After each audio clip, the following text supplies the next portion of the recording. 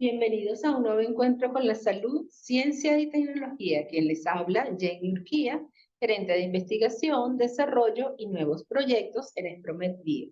Este es un espacio que hemos creado para compartir con ustedes temas de salud, ciencia y tecnología que sean de impacto. En esta oportunidad hablaremos de ansiedad. Para ello contamos con la presencia de la doctora Anaísa Fortuna, quien es médico cirujano egresado de la Universidad Nacional Experimental de los Llanos Centrales, Rómulo Gallegos. Dentro de su experiencia laboral tenemos que ha trabajado en el Hospital Rómulo Gallegos de El Orza, en el Centro Médico Docente de la Trinidad, y en la actualidad es médico residente de primer año del posgrado de Psiquiatría y Clínica Mental del Instituto Autónomo Hospital Universitario de Caracas. Dentro de los cursos que ha realizado tenemos el séptimo curso, El Pediatra y sus amigos, el curso de Farmacología Básica, el 12º Congreso Venezolano de Médicos Cirujanos, en la jornada 50 aniversario del Colegio de Nutricionistas y Dietistas de Venezuela, en el 9º curso, El Pediatra y sus amigos, en la primera jornada de Salud Mental, Motivación e Integración Familiar en tiempos postmodernos, en el primer taller de interpretación de radiografía de tórax normal, en el taller teórico práctico de RCP pediátrico según los lineamientos de la Academia Americana del Corazón y en el diplomado universitario en investigación clínica Innova en el Centro Médico Docente La Trinidad. Doctora Fortuna, agradecida de que haya aceptado la invitación a participar en este encuentro. La dejamos para que comparta con nosotros la experiencia en este tema tan importante. Hola, bueno, muchas gracias por la invitación a participar en esta actividad, por Espromet, agradecida. Y bueno, vamos a empezar a hablar de este tema tan importante que es la ansiedad. El trastorno de ansiedad es un trastorno que a nivel mundial tiene mucha importancia. Según la OMS, solamente para el 2019, 301 millones de personas padecían algún tipo de trastorno de ansiedad. Y por supuesto, esto se exacerbó, es decir, empeoró después de la pandemia. Entonces, es muy importante tener en consideración, no solo para aquellos que estén escuchando como profesionales de salud, sino también como pacientes, que es bueno tener en cuenta que el trastorno de ansiedad es bastante frecuente y es importante prestarle atención, ¿ok? Entonces, la Organización Panamericana de la Salud, este año, como conmemoración del Día de Mundial de la Salud Mental, publicaron una imagen que se ve acá en la diapositiva que dice que la salud mental es un derecho humano universal. Y es muy importante que en estos casos las políticas de salud tomen más en consideración a la salud mental, porque los individuos necesitan estar bien mentalmente pues, para ejercer muchas de sus funciones en la vida cotidiana. Entonces, por esa parte, pues hago un llamado que me parece muy importante tomar en cuenta para tratar a este tipo de pacientes. Pero entonces, ¿qué es la ansiedad? ¿Tener ansiedad realmente es malo? Pues la ansiedad realmente nos permite hacer muchas cosas en la vida cotidiana. Pues a mí me permitió estar aquí, prepararme para dar unas palabras, también puede haber un poco de ansiedad si se habla en público, si se está por presentar un examen, ¿ok? Es algo que nos permite desenvolvernos, pero ¿qué es lo que sucede entonces cuando esta ansiedad pues ocupa toda la esfera de la persona, ¿no? Todas sus competencias? Hay que prestarle atención. Entonces, primeramente quise mencionar lo que es el miedo, ¿no? Cuando los seres humanos estamos frente a un estímulo que percibimos como peligroso o una situación que puede ser estresante, se produce el miedo. Pero el miedo es una respuesta fisiológica, ¿okay? El miedo está para que nosotros podamos afrontar estas situaciones. Y esta respuesta al estímulo puede ser porque un estímulo sea real o inminente, ¿ok? Y la función del miedo es la supervivencia, sacarnos pues de esta situación que puede atentar contra nuestra vida o contra nuestra estabilidad. Este miedo es mediado gracias a una hormona que muchos habrán escuchado ya anteriormente, que se llama cortisol. Unos podrán haber escuchado que el cortisol es la hormona del estrés. Ciertamente sí, nos permite hacer e interviene en muchos procesos del organismo y nos permite pues estar alertas frente a alguna situación que pueda ser inminente, porque nos ayuda a sobrellevar distintas situaciones. Pero ¿qué es lo que pasa cuando el cortisol se mantiene constantemente produciéndose en el cuerpo? ¿Okay? Se empiezan a producir síntomas físicos. ¿Okay? La persona realmente se puede empezar a sentir muy angustiada, muy fatigada, dolores musculares, hormigueo. Entonces la persona dice, bueno, ¿pero qué es esto que me está sucediendo? Esto es normal.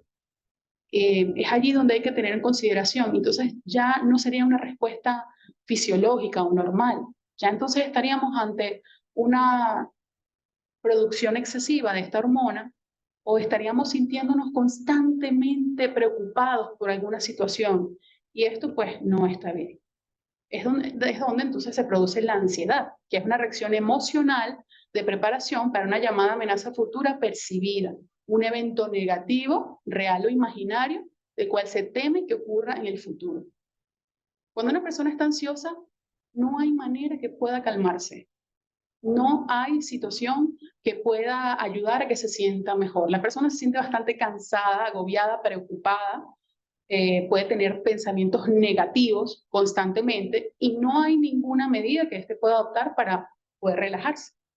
Entonces, según el Manual Diagnóstico de Trastornos Mentales, DSM-5, describe 7 tipos de trastorno de ansiedad que ya vamos a mencionar, que son varios, pero es importante tenerlos en consideración. El primero es el trastorno de ansiedad generalizada. En este, la persona está excesivamente preocupada y hay pensamientos constantemente negativos sobre ciertas situaciones y no tiene la capacidad de calmarse.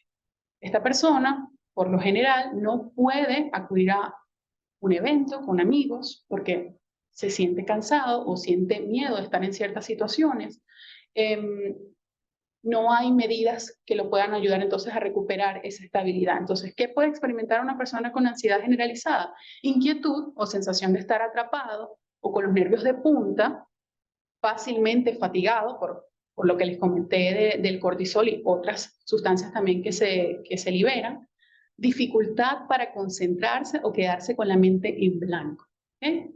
Las personas con ansiedad pues les cuesta mucho prestar atención a las cosas, pueden estar muy dispersos con lo que está sucediendo, pueden estar muy irritables, molestos, puede haber tensión muscular como síntoma físico y algo muy importante, las personas empiezan a notar que les está costando dormir y mencionan, un ejemplo de un paciente, me voy a ir a acostar y me cuesta mucho conciliar el sueño y si logro quedarme dormido me despierto muchas veces en la madrugada. Entonces esto es muy importante tenerlo en consideración.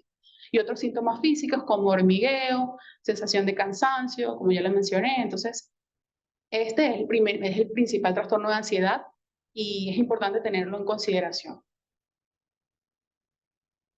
El trastorno de pánico. El trastorno de pánico se define como un episodio de ansiedad agudo en la cual la persona siente miedo a morir, es un miedo inminente a perder el control, a no poder estabilizarse, a no poder recuperar la tranquilidad. Y estos episodios pueden ser frecuentes y regulares. ¿Ok? Para que sea denominado un trastorno de pánico, la persona tiene que sentir constantemente una sensación de ahogo y bueno, como se ve en la diapositiva, ¿no? Hay varios síntomas que vamos a mencionar. Puede haber elevación de la frecuencia cardíaca, sensación de ahogo, opresión en el pecho, miedo o pánico. También puede haber sudoración o escalofríos, náuseas o dolor abdominal, mareo o incluso desmayo, entumecimiento y dolor de cabeza. Entonces, la persona particularmente cuando experimenta un ataque de pánico dice, bueno, yo no me quiero volver loco, tengo miedo a volverme loco y no poder estar bien otra vez, miedo a morir. ¿Y qué es lo que sucede también muchas veces con la ansiedad? Que hay algo que se denomina ansiedad anticipatoria. Las personas tienen miedo a estar ansiosas. Entonces se produce un ciclo del cual no se puede salir. ¿Okay? Entonces, como se muestra en la diapositiva, la persona puede estar predispuesta a que suceda otro episodio. Y para que sea un trastorno de pánico, esto debe ser muy frecuente y regular. Es importante que en caso de que un médico logre pues, evidenciar esta sintomatología, pues hay que hacer el diagnóstico diferencial muy importante de un ataque al corazón o de un infarto agudo al miocardio. ¿Okay? Porque los síntomas son bastante parecidos. El tercer trastorno de ansiedad es la fobia específica, que se define como un miedo desproporcionado, siempre presente a un objeto, una situación o un animal. La persona le aterra pensar que va a estar en contacto con ciertas cosas. Por ejemplo, la velonefobia, que es la fobia a las agujas, la aracnofobia, que es la fobia a las arañas, y la acrofobia, que es la fobia a las alturas. Entonces, estas personas tienen miedos que son específicos a una situación, un objeto o un animal. Eso también debe ser tratado. ¿Okay? El cuarto trastorno de ansiedad, muy importante, es la agorafobia, como se ve en la imagen, ¿no?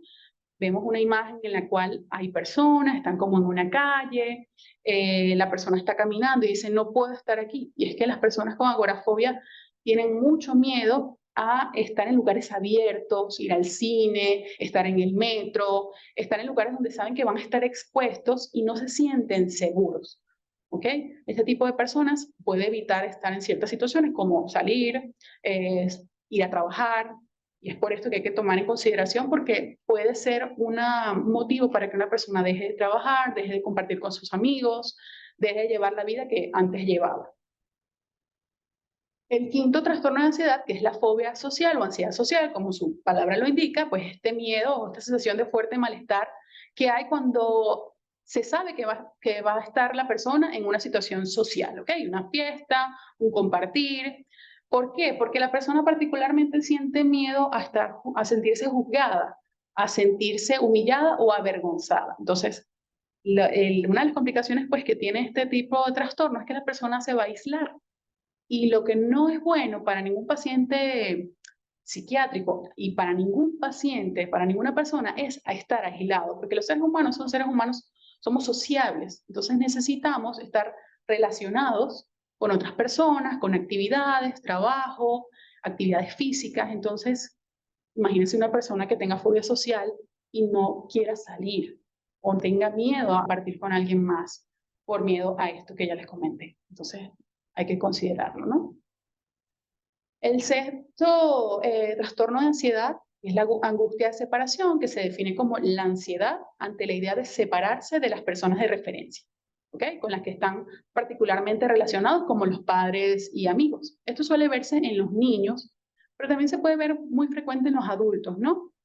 Miedo también puede haber a separarse de una persona, un ser querido, y no solo a separarse físicamente, sino que éste pueda fallecer. Entonces, esta ansiedad va relacionada también a perder un ser querido, a perder a una persona amada. Entonces, es importante, pues, en caso de que podamos verlo quizás en un niño, trabajar. ¿Okay? Y en los adultos, pues, también es muy importante. Y por último, de los trastornos de ansiedad, tenemos el mutismo selectivo, que también es muy frecuente en los niños. Eh, Hay que diferenciarlo en los niños porque en las primeras etapas escolares, los primeros días de la etapa escolar, puede haber un poco de miedo a relacionarse con otros amigos, pero una vez que inicia el juego, una vez que inician las actividades, estos niños pueden involucrarse. Pero cuando la maestra o los familiares notan que este niño tiende a aislarse o a no hablar o conversar en puntos específicos, en las áreas escolares, entonces eso es importante tomarlo en consideración, ¿ok? Eh, Esto va a interferir mucho porque pues en los niños pues necesitan relacionarse, necesitan compartir, jugar y esto puede impedir de cierta manera pues que ellos logren alcanzar pues estas metas laborales, ¿no? Educativas en este caso. Y en el caso de los adultos pues metas laborales o en la comunicación, ¿ok? Entonces, dicho estos 7 trastornos de ansiedad, si alguna persona se siente identificada o algún profesional de salud logra ver alguno de estos aspectos en algún paciente que tenga, pues entonces, ¿qué debe hacer, no? ¿Cómo debe orientar a una persona y cómo esa persona puede buscar ayuda? Bueno, principalmente hay que reconocer que se padece este tipo de cualquier tipo de ansiedad y en caso de que seas profesional, puedes orientar a tu paciente. Entonces, lo primero es buscar ayuda.